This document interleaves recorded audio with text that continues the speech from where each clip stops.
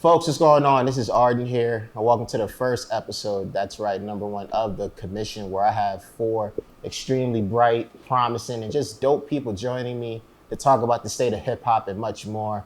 I'm really excited about this endeavor we have, man. To my right, to start this off, I mean, what can I say? Whether it's with writing, podcasting, helping some of the dopest artists across the world get their voices heard on a bigger platform, she does it all. Got my good friend Imani here with me. Next to Imani, an extremely talented writer whose pen continues to get better and better. She has interviewed several big names, man. I mean, the list is so big that I don't want to forget and offend anybody. But you have seen her work in Billboard and much more. We have the one and only Regina in the building. What's up, y'all? Next to Regina, we got the man, the head honcho with the words, with the podcast. This brother's the one and only that got a rare Pusha T interview. Brent Fies knows about him. The Vision knows about him because of the work he has put in with the words. And I'm really happy he's a part of this endeavor with us. We got Armand with us. What's up, man? My brother. And of course, last up but not least, one of the best wordsmiths I know on the mic. Just released a really dope project in Ride, a traveling love story. One of the best MCs I know. Extremely opinionated, extremely smart. And this guy's always gonna have something to say. But every time he talks, it's always pretty good stuff. We got the good brother Stillion. What's up? I'm happy everybody's here. How are y'all doing before we get into this thing and see what happened? Blessed. Yeah, definitely. Oh, you know. I was late, so I'm here though. But just to get into this, of course, first topic we got to talk about, Double XL freshman cover. That was something that came up in our group chat quite a bit when discussing, well, what are we going to talk about in this first episode? And every year, the Double XL freshman cover always gets this attention. Folks always talk about it. Folks want to know whether it's important and what's not. And just to pay respect, because we got to name the names here. Shout out to Polo G, Chica, NAL, Chopper, Jack Harlow, yes, Lil Key, Lil TJ, Fabio, Bow, Fabi, Cowboy, Wild Wave, Baby King, 24, what? K Golden, and Mulatto. But either way, first things first. And like 24 what? Armand, let's start this off for you. Seeing all of these conversations that surround the Double XL freshman cover, it leads to this. Mm-hmm. Does this cover or anything like it still matter in the culture today? It matters to to the audience of the people that it reflects. It's changed so much over time. If we look at, we don't have the cover here, but if we look at the 2010 class, you know, the class or the classes that have had J-Rock, Nipsey, Cole, Big Sean. That was my favorite one. They were young, they were upcoming, and that was the type of sound that was big at the time. As, you know, music has changed and evolved and younger people are getting into it, and we've seen what people deemed as mumble rap and they tried to trash it and they haven't been able to deny it. I think that the XXL cover is just very reflective of the young up-and-comers. And so it might not appeal to someone like me. I'll admit I don't know some of the names on it, but I'm okay with what it is. And honestly, there are some people there that I'm going to look into. So, you know, whether it's people that I like, whether it's the type of music that I like, I don't really care, because who it appeals to, it appeals to. And there's some really talented people on there. So maybe it's not as relevant to everyone else, but it matters to who it matters to. And I think that's really what it should be. Regina, what about you? My thing with the XXL freshman, like the concept in general, I feel like it's a great way to have like a snapshot when you look back, like, and like from the future, when you look back, it's a great thing to like remember like how it was like during that time. I don't think it's as powerful as it once was, because I feel like the impact was bigger when it like was, you know, 2010. But I don't have a problem with it. People do this thing when it drops, like they love to say like, oh, I don't know anybody who's on this. Like, okay, we get it. Like you just not hip to like what's popping right now. Use but Google. Yeah, I don't have a problem with it. But yeah, that's how I feel. Imani, what about you? I think the cover is like a double-edged sword, because most likely, like what Regina said, like you either like know everybody on there and that's a bad thing because they should have been there before they blew up, or it's like, oh, I know no one on there. It's always two sides of the same coin. It's very strange. But again, like what Regina said, another point she made was that you know, nobody's really like checking for Double XL like a resource for what's new in hip hop lately. So does it really matter? It's nice that it's a point of reflection. Like we can look back and be like, oh, this was what was popping at this time. This is what was lit around 2010, 2011, whatever, 2020. But looking back, it's kind of like, I don't know. I just don't really see it being like a relevant point because I don't look to Double XL anymore for what's new in hip hop. Maybe I did back in the day when I was actually reading it, but the only thing that crosses my attention with Double XL besides the freshman cover is like the latest news and hip hop gossip that comes across my timeline. They really don't really cover content that's actually page turning or timeline turning aside from this. So this is probably the only thing that they have, and they should be thankful for it. So yeah, but I'm cool with the list. I thought it was cute. I thought it was cute. It was cute. Yeah, my thing with it is like it serves its purpose, Yeah. and then like it is what it is. You brought up a really good point. While I don't have a problem with it, I will say in some respects it can be a bit of an outdated concept. Like it was necessary back in the day when music wasn't so globalized. We couldn't access anyone on social media. We weren't reliant on publications to tell us who the big artists are. Now we can seek them out ourselves on SoundCloud and Audio Mac. or Audio Mac, correct. Sorry. And also they do the ciphers. And some of these artists that we hear doing a cappella freestyles, we don't really want to hear doing them. Ooh, child, and so the I ghetto. think because music has changed, because we don't necessarily value the list as much, maybe the culture doesn't, there's still people who look to it, they possibly should consider changing it up because like we saw a snippet of Lil Keith's freestyle, it does not sound good at all. Wanna grow old like grandparents.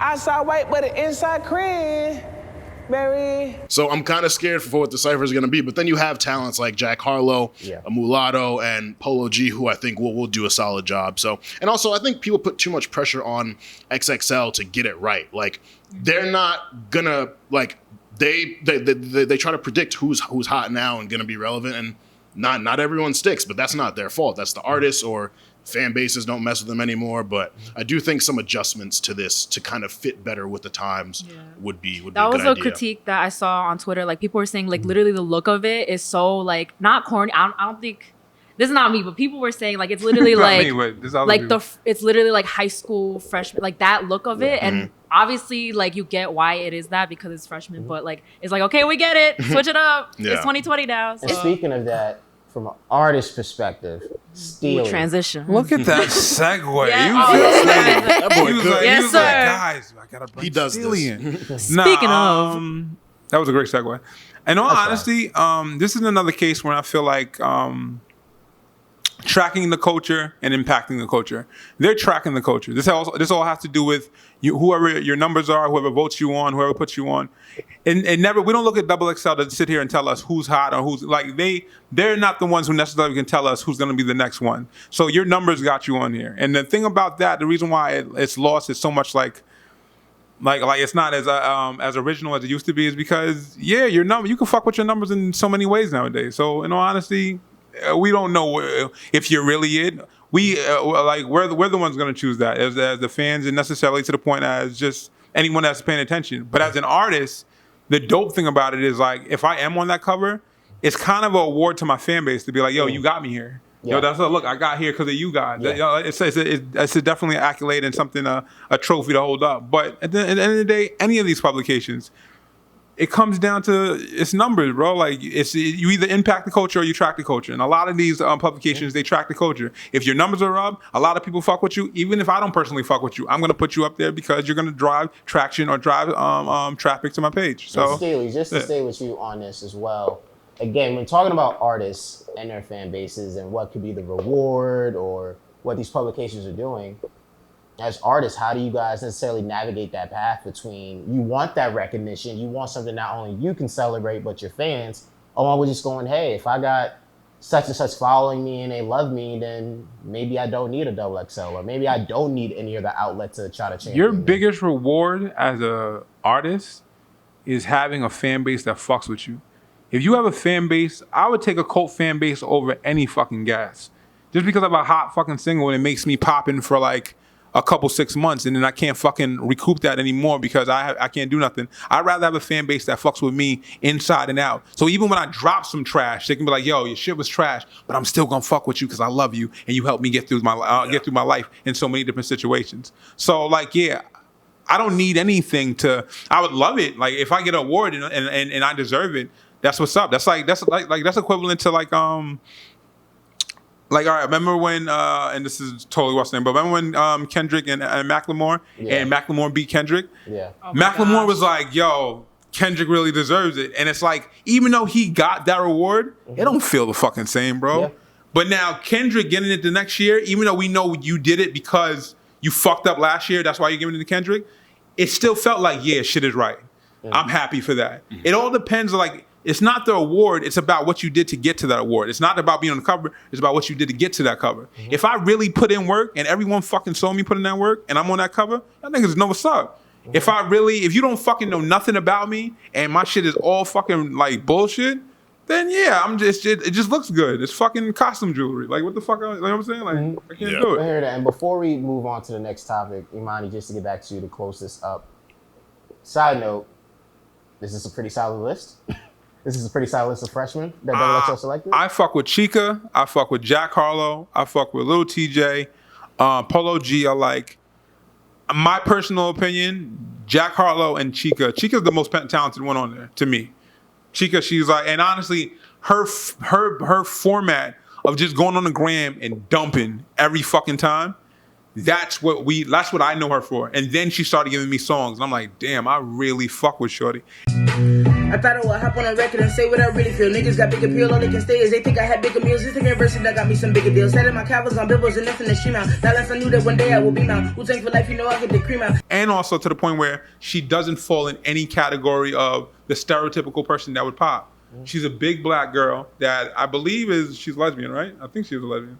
I don't know. I think she is lesbian. Her bed ain't my business. Yeah, I know. She's in love, and that's what we endorse here at the Force. I don't know if I don't know whatever she is, but I know that when it comes to the point of the odds that are against her, she's literally went through all of them, against all of them, and bodied it.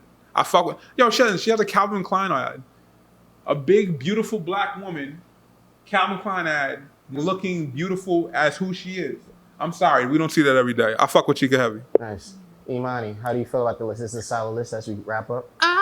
It's solid for people who care. I honestly do not care. It could really go either way. I fuck with a lot of people on this list though. Like I think Polo G is like one of the biggest talents to come out right now. He's blowing up, and Fabio obviously, got to root for the home team.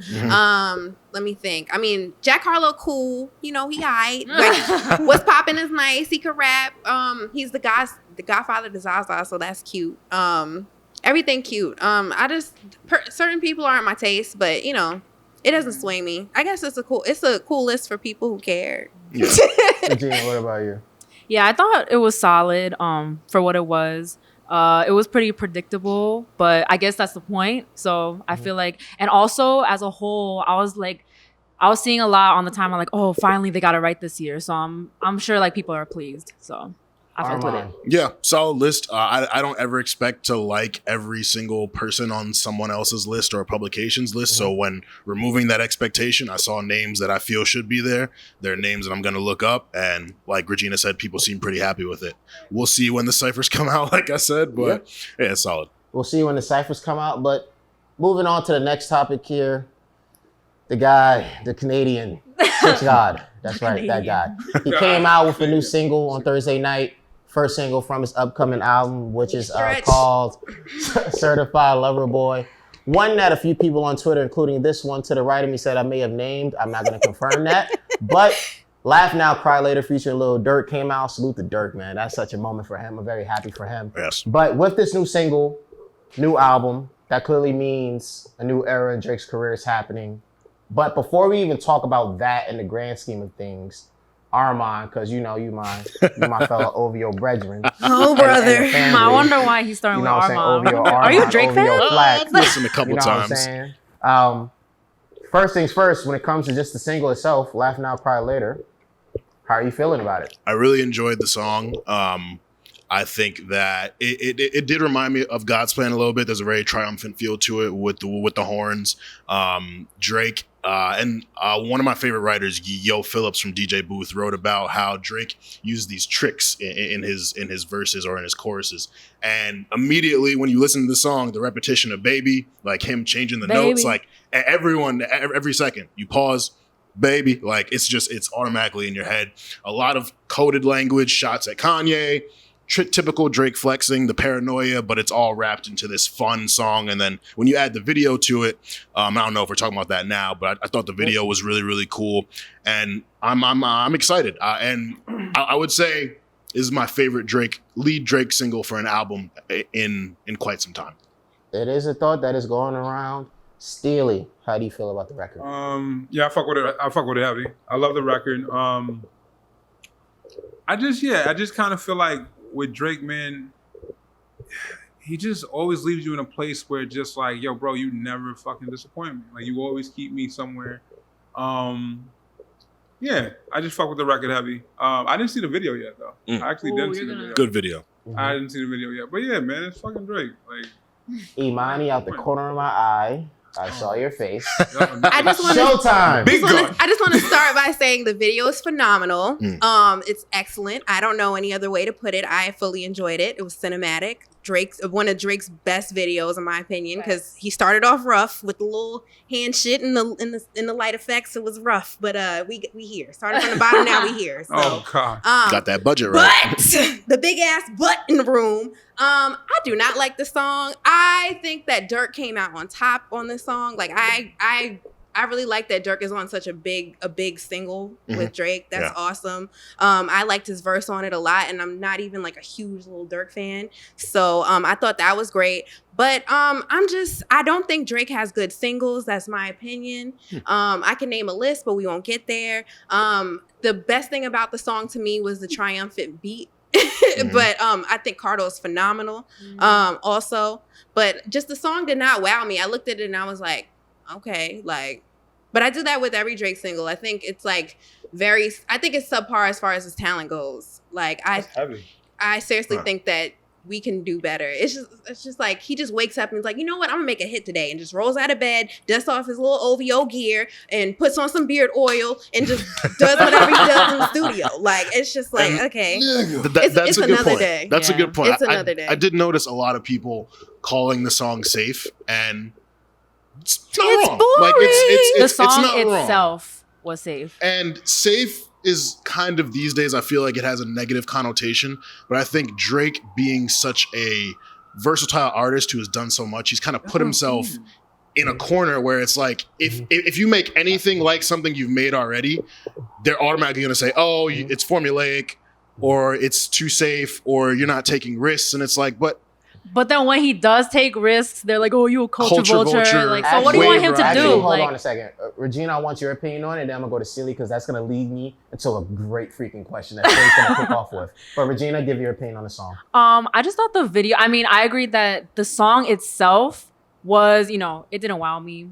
But at this point, Drake has put out so much. So, like, what do you want the man to do?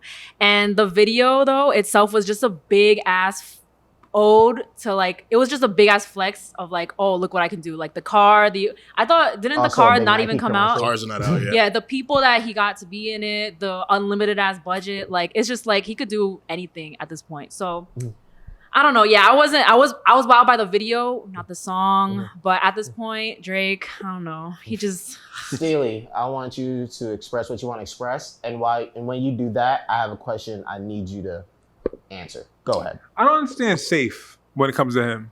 This guy literally has fell into how many different fucking genres of music. How can we be safe? Like, honestly, if they're coming to the point of when we say like a safe record, he's literally like to the point where every impact of how many genres he's done, necessarily to the point of anything that's coming up, if he does it, he solidifies it and makes it hot. What is safe for him? At this point, it just comes to the point where like maybe it's to the point where the only person I'm against, or the only competition I have is myself. And I'm just going to sit here and actually battle myself with other records that I already have out and try to either make it better or recreate that moment. But I don't think he can be safe, because who the fuck can do what he does? And I think that's something that you said is great, because that's literally is my question. Because the safe comments were popping up on the timeline. And there was one, I think it may have been Cameron Hay, salute to Cameron, also on the timeline, that said something. And it's like, when it comes to artists like Drake and his history, what is exactly safe? Because it's like, you make this record, and then you do a Only You freestyle, and then you do When to Say When, then there's Chicago freestyle, then there's a Tootsie Slide. So what records for Drake and Regina, we're gonna go to you here, can actually be deemed safe for him? Is safe for Drake, or do we have to create another level of expectation for Drake when talking about what is a safe record for him? What do you mean is safe for Drake? Like, I mean, I feel like Drake safe is not everyone else's it's safe. not Drake safe. It's when not people say everyone it's a else's safe I record, guarantee you, half the records that people don't like that Drake's done, if anyone else has done it, we would they champion will be, that, yeah. bro. Let's keep it real. Let's keep it a buck. And We would there champion. seems to We be would a champion the higher- fuck There out of seems that. to be a higher risk And- of difficulty with Drake. But another thing In about it is, retrospect. what I think people want is, I think people want Drake to give them nostalgic feeling when you first heard Drake and when you got certain records from Drake. You're Because like, it yo, was all new. and it's like, well, I'm sorry, man. Like, I've been ruling for 10 years. I apologize that you're bored of me, but they're your little cousins and your little niece actually like me. So I guess I'm fucking with them now. Pause. That sounded weird, but still, like, you understand where I'm going? Like, it's just, I don't know. And fam. it's like, I think of it this way, and I hate to do the Drake Kendrick thing because it's such a polarizing thing, but you know, Drake came in making the music he made, evolved, started making Find Your Loves, Hold On, We're Going Homes, Hotline Blings, One Dances. Kendrick came in doing what he did. People loved Loyalty on Damn. They loved Love on Damn. Like the pop records on Damn, they didn't get as much shit as Drake's pop records. So like, why? I guess I'm trying to understand why the standard is so different. And I guess one way I try to put it is like Drake came in like a two-way guard. You know he can play offense and defense. So like when you have the expectation to do the rapping and the singing, people know they're gonna get that on every album. It's like, all right, well, we know you can do that. What else? But then he, like Regina said, he gives you a controller, and they're like, oh no, he's wave riding or like he's culture vulturing. But it's like Tyga tried to make a song like that, One of One, whatever. People And ain't he's like actually it. Jamaican. Yeah. Just saying. And It's- actually, I'm happy you said that, because Imani, just with this question as well here, that's the thing when folks talk about Drake, right? The rapping, the singing, but at the same time, Imani, let's go back to 2013 here, right? Nothing was the same Drake at that point. Oh, you suckered me in. I love that album. But it's like, at that point, Drake's been in our life for, let's say, 4 or 5 years to be safe. The OG fans, 7, 8, you know, room for improvement or whatever. But even at that time, when talking about safe and its progression, did you see Drake ultimately making dancehall records or different variety of drill or other rap records with flows at that time? If you could take it back. Honestly, I had no clue, but that's why I don't want to use the word safe when it comes to him, like, because I just feel like he's the golden boy. Like that nigga can do no wrong in anyone's eyes at the level he has reached. So I don't think anything is safe for him because he does jump out the box. Like he's on a drill record. What was that song? Only You freestyle? No, War? the song with Favi. Oh, Demons. Yeah, that shit. Oh god, that shit is awful. But like he'll be on a drill record, he'll be on a dance hall record, he'll be on like one of them UK shits, talk about Habibi and all of them and shit. Like He's speaking Arabic now. oh Yeah. god, like nothing. Like I just feel like he can do no wrong because, and I want to know what timeline you be on because everybody that I know is always like Team Drake. Like Really? I I see a lot more hate than I see love. I never, Yeah. I don't see a lot of. I'm usually the wild card in the room who's like he can do better or like this ain't it or like try again, and I feel like people throw stones at me. I just be Yeah. like, Yeah, no, it's But my only thing about it is I kind of feel like, I don't know.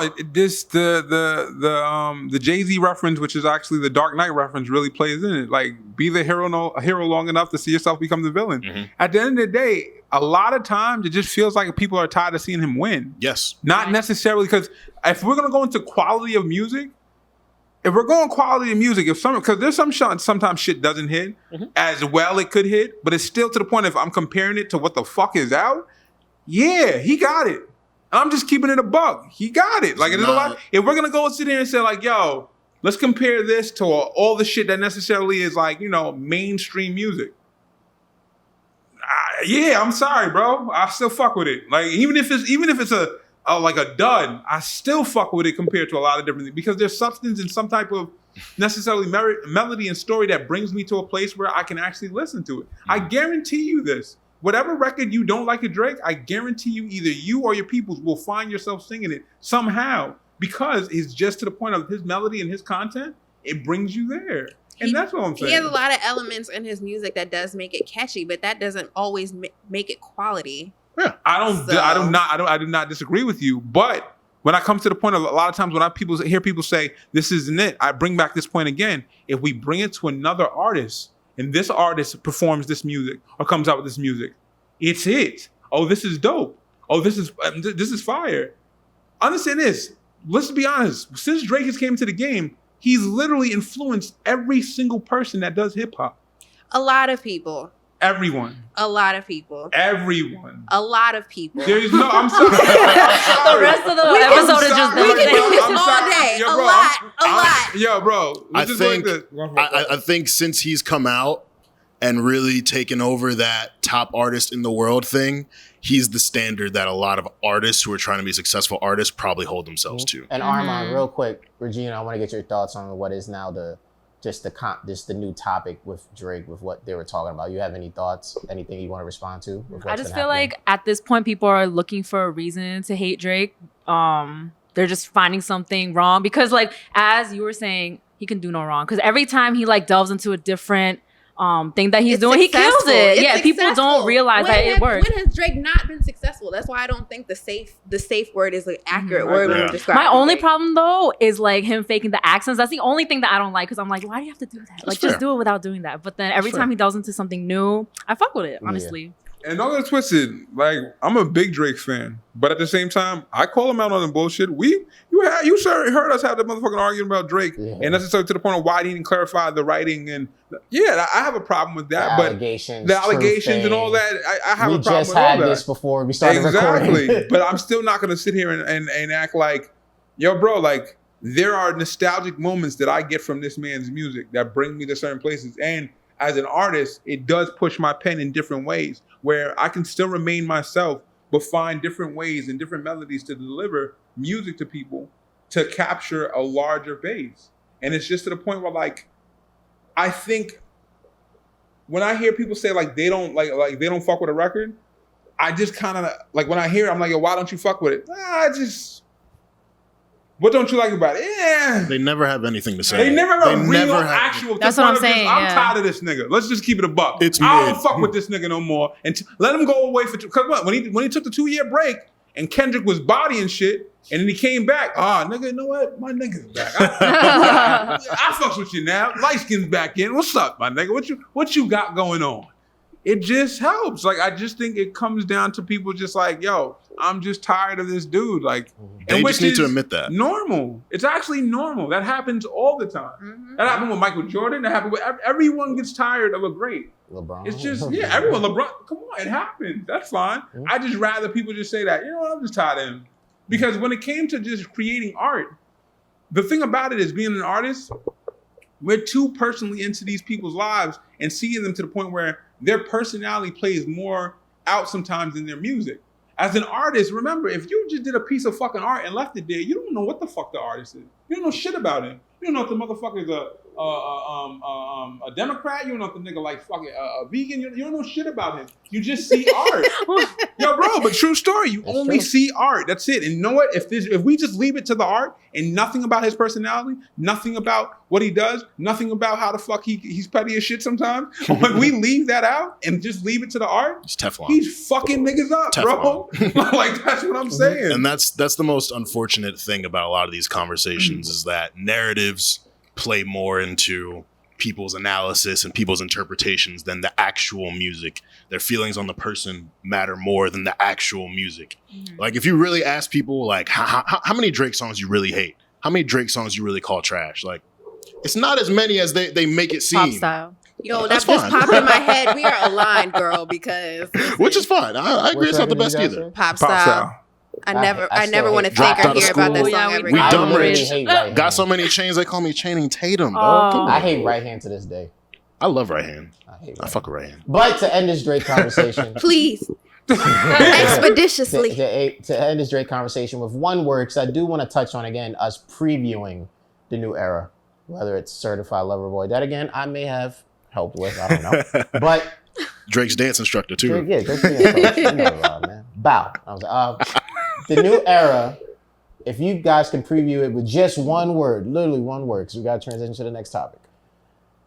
Imani, start this off with you. What would be the one word you would use to describe Drake's new era? Simp.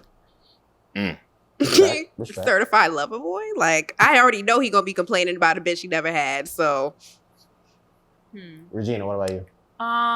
The song. I don't know if I'm focusing too much on the song, but it like gives me triumphant. So that's the word, triumphant. Okay, Armand. Flowers.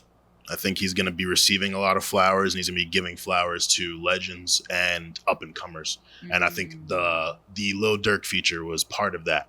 And then Laugh Now, Cry Later being a reference to Tupac with the Tupac tattoos he's got and the Jesus you pieces. That, right? Yeah, 4 artists, Chicago Freestyle, When to Say When. Yep. Eminem, Hove. Pac. Well, Flowers is a good one because in the video, did you catch the Ali like the remake? Yeah. Or whatever? So yeah, that's another thing that he's like, oh, that's a good wow. Steely, what about you? I feel like this is gonna be like his big homie. Like he's gonna be like really a lot of artists that look up to him. A lot of artists, but he's just gonna be like this is like his big homie album. He's gonna give a lot of people a shot. He's gonna fuck with a lot of it. And another thing about it is he is like a stalker when it comes to just music and the culture. He pays attention to everything. That's true. And I feel like he's gonna be like, yo, you know what? I'm gonna give you a shot. And it's gonna be a nigga like, you pay attention to me? He's like, yeah, dude, come through. And I'm like, it's gonna be some other shit like that. It's gonna be different shit. Yeah. Like I definitely think he's gonna be like and in all honesty, cause Drake's like Drake is in a way, he's the little homie to the greats. 100%.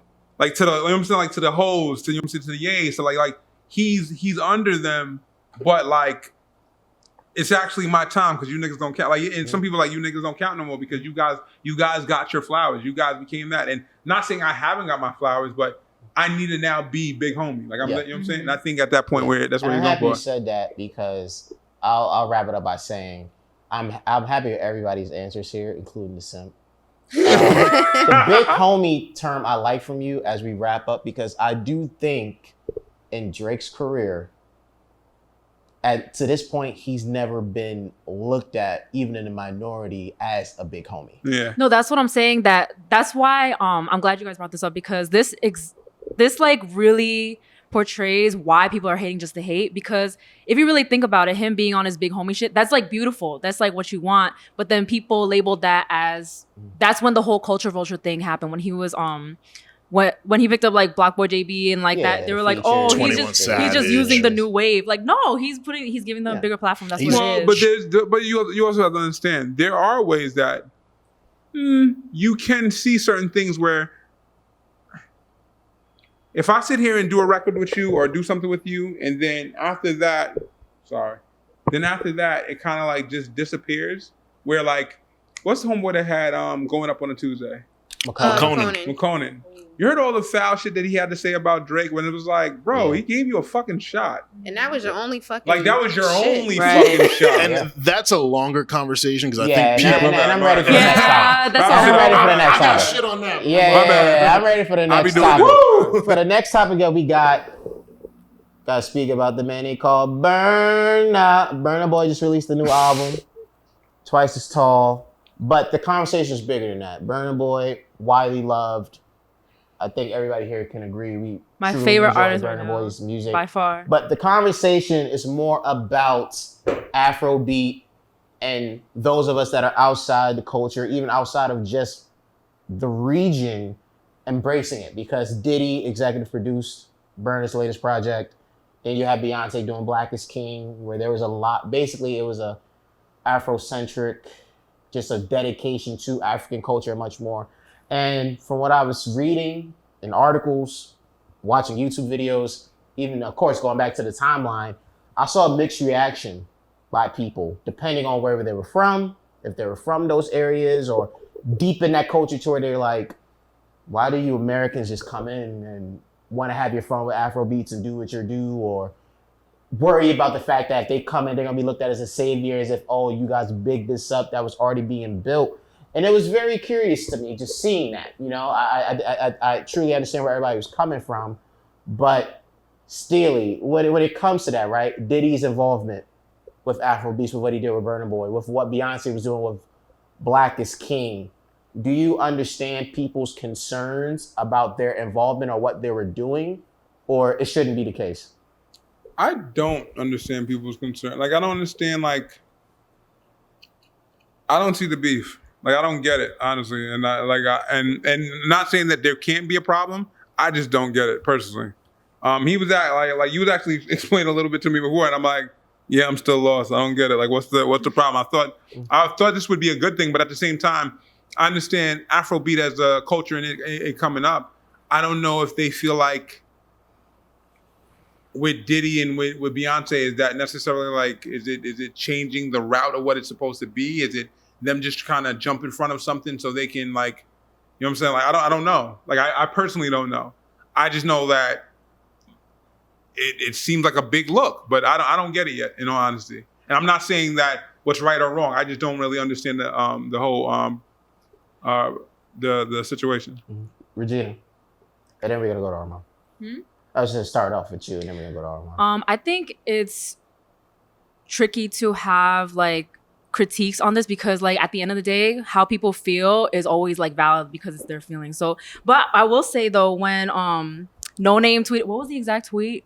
I feel like that's what started off this No like Name is tweeted so much. Huh? I said No Name is tweeted so much. She was saying like, what? we love a African aesthetic draped in gold or something like that. Mm-hmm. But I will say when I read the replies, it was a lot of people from Africa being like, don't speak for us. She came in and like worked with actual like African people. So like people were saying it's a great thing. So I don't know. But I will say though, I read a funny tweet. People were like, oh, I'm so happy for Diddy. He could finally blow up because he's working with Burna Boy now. That was mad funny. But yeah. I've seen that. Overall, I think it's a good thing because obviously Burna wanted that. He wanted Diddy to help him. So why are people complaining? So. That's what I'm saying. I didn't see the issue. And Yeah. maybe I'm actually very interested to see what you're going to say because I learned a lot from the shit you said. So Thanks. The whole class in session. Well, Armand, I think you should share. Armand's up. My bad. Yeah, no, it's cool. It's cool. Yeah, I mean, at the end of the day, we only know what we see. What we see is Beyonce looking beautiful, bringing this light to African culture. We see Diddy executive producing for Burna Boy. Burna Boy is a global sensation. Burna Boy likely wants to be popular in the U.S. Diddy is an established, super talented music mind with so many connections. So I'm sure that was mutually beneficial and something that both of them wanted. Might not have been what fans wanted. And Diddy does have a history of some shady business dealing, so I understand it. I completely understand it. But I like to let things play out before I try to predict their failures. So far, the album released yesterday. Seems like there's this pretty positive reception of it. So Diddy's involvement clearly wasn't as bad as people made it seem out to be. As far as Beyonce goes, and I think this relates to Diddy too, when you reach a certain level of success, like it's kind of like with Drake as well. No matter what you do, people can always find something wrong. I think with Beyonce, maybe they feel like it's a more recent thing that she's getting into, you know, showing off African culture with the whole Lion King thing. But like, it makes sense to me. Like, you don't know, maybe she's been traveling Africa for the last couple of years and learning more about them, and this is a genuine endeavor for her. Maybe Diddy's been getting more into Afro. Like, at the end of the day, they're business people, they're scientists. They see that Afrobeats is becoming a lot more popular on this soil, and it makes sense to try your hand at something new and be good at something else. Now Diddy can say, I've executive produced an Afrobeats album for one of the most successful Afrobeats artists of all time. Burna Boy can say, I got to work with Diddy. This is major for me at this stage in my career. Beyonce being involved with Lion King, that's going to be remembered forever. And the visual album was beautiful, like, and the music was good. So I get it. I just feel like people always want to find something to be mad at. Perhaps maybe it would have been better for someone who's more native to do it, but then you lose out on the pull that Beyonce and Diddy have in this country. Like putting Diddy and Burna Boy next to each other, that's, you know, you combine those audiences. So I think people get caught up in critiquing the art and not thinking about the business, or critiquing the business and not thinking about the art. And those two intersect. You have to understand both. Imani? I really enjoyed Burna's album, and even though I wasn't a fan of Black is King, the album, the visual album is stunning. Yeah. I think the music is great, but also I didn't want to see Lion King, the new one, so I didn't care. But I love that Beyonce was able to put like a lot of Afrobeats artists on a grand platform, because who doesn't want to see like, I mean, I'm speaking for myself as a Black woman, who doesn't want to see what my people are rooted in and how that comes into music in the forefront and make it commercial. Like, but my only thing is, I don't understand why music culture is always like, if something goes commercial or big or on a grand scale, that they sold out or whatever, or that it's not cool. We all want a bag. I love that shit. Like, what's the problem? Like, it's here for everyone to enjoy. Why not make it commercial? I think it's the translation, though. I think, and honestly, in this situation, I don't think that's the case. But I think to the point where, like, when something goes commercial, they feel that people that don't understand the culture or don't understand necessarily what this represents, they're gonna destroy it and do whatever they need to do to make money from it. So, going commercial represents. I'm not trying to losing the essence. Losing the common touch. But I just want to say Losing that the essence, I just want to say just like in just layman's terms, just straight ratchet hood niggas can understand me. People think that by going commercial, white people are going to fuck it up. And that's kind of what. But that's the thing. Like, I don't understand why people have critique in it, because these are black exactly, people and I in agree music. with you. That's what I mean. I agree with that. And I just hate that people think that like other Black artists would steal from an art when they're really just trying to put it on a platform for everyone to love it. They genuinely enjoy like I said, it. I didn't understand the problem with it the whole time. Like, The only track I have a problem with is a song with Chris Martin, and only because it wasn't great. Like, it's not bad, but it wasn't like, oh my God, this is great. Coldplay and Burnaby, like Burna Boy, like this is great. Like, no. I think it's very multifaceted, because I think it even goes back to the last topic we discussed, which is like, people haven't been able to wrap their minds around the fact that people can be fans and people have the right to grow. And of course, like Armand, like you said, there's the business aspect of it. Like, Diddy could very well be those first two things I said, while also realizing, yo, what I can get out of this working with Burna Boy, the same thing with Beyonce, the same thing with Drake, or just anybody else. I just think people have a hard time with that. But at the same time, it is very much true, because Steely, you whether you realize or not, you made a great point about just the worry, because of the fact that when it does come to culture, actual culture, when we're talking about livelihoods, the lifestyle, the people, there tends to be a great misrepresentation of that. Absolutely. Even from our own people that are at a higher level. So I think from what I've seen from tweets and articles and YouTube videos is that people are just worried about that, because that does happen a lot. To where we've been working hard to make Afrobeats a bigger thing and a bigger thing and a bigger thing, and we know what this is. And then some of you come in here and you take it and you water it down and you put it somewhere that because all you want to do is sell it. Yeah. All you want to do is put it on a platform to sell it. And that's the thing about it, where just when it comes down to our culture, period, it just comes down to like, because hip hop and just because urban culture is so much about surviving the struggle and making something out of nothing. You put a price or give someone a bag, they'll sacrifice all that shit for it. Yeah. And that's just, and then it's kind of like, damn, bro, we built something ill, and like, yeah, but niggas gave me 10 million for it. Nigga, I ain't never had 10 million in my life. And it's like, well then, what about what we built? Yeah. Fuck, it's $10 million. like what do you mean? What about it? It's 10 million. I don't give a fuck about nothing. Yeah. Like, it just, I don't know. That's how I see it. No, that's the danger of having a really good product that's also new to people, is that, like you said, they see it and they want to do it. Like, you know, there's the iPhone, and then there's the Android, then there's Blackberries and all that. And it's like, you know, we might recognize that the iPhone is the best, but the Android's watching, Blackberry's watching, and they're making certain updates so they can keep up. And it might be a watered down version of the iPhone, but, you know, they're going to try their hand to do that. So I think hip hop culture, black culture is the iPhone that all these other cultures are trying to keep up with and trying to like Post Malone is gonna make Afrobeats soon and people are gonna be miserable at that. Definitely just Post Malone barely makes music. You so, definitely just sent some Jesus. shot at Android you use. I'm like definitely like dead ass. I'm with you. I'm iPhone. Cool. Yeah. Fuck these niggas. Yeah, it's like, you know, that's what it is. Like it's business, it's competition. When something is really dope and it's new, there's growing pains for certain people, and then they realize, oh, people fuck with this. All right, I have to do this too, and then it starts to get watered down and a bit too commercial or global. But I think we recognize that Beyonce musically and visually executed Black is King very well. Also, it's so weird that people take issues with seeing our people look good because, like, in the media, there's so much negativity, there's so much trauma that's going around. Like, all these movies they're making about police killings and Black people, you know, like I love seeing my people look wearing dresses and glistening and all that. Like, you know, sometimes it's like why do we always have to profit or, you know, see ourselves in these dark, negative places? Like, so, yeah, I agree. Hey, absolutely. Hey, guys, that was incredibly great. Folks, that is just that for the first episode of The Commission.